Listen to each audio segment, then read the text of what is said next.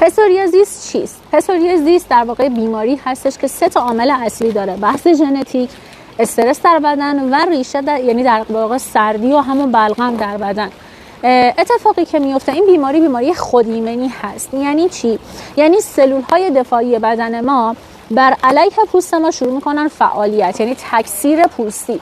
پوست ما به صورت روتین به دفعات پوست‌های مرده میریزه و پوست‌های جدید شروع به تولید میکنه.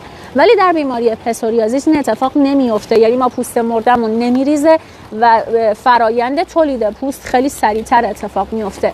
به دلیل اینکه این تعداد دفعات بیشتر میشه، پوست‌های مرده نمیریزه، این لایه این پوست‌ها رو همدیگه انباشته میشه و اصطلاحاً حالت پینه‌طوری میشه که اگر دقت کرده باشید حالت زمختی و زبری داره. این بیماری مصری نیستش و خطرناک نیست، ولی چیزی که هستش خود بیمار رو خیلی اذیت میکنه.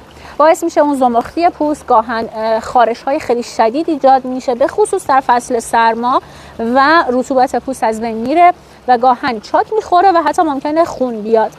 پس چیزی که وجود داره باید 1 سردی بدن رو درست کنیم، استرس رو درمان کنیم و سیستم دفاعی بدن حتما باید درمان بشه. در این مواقع متاسفانه شما میرید پیش دکتر پوست و اتفاقی که میفته به شما پمادهای ضد التهابی که از دسته‌های کورسون هست میدن.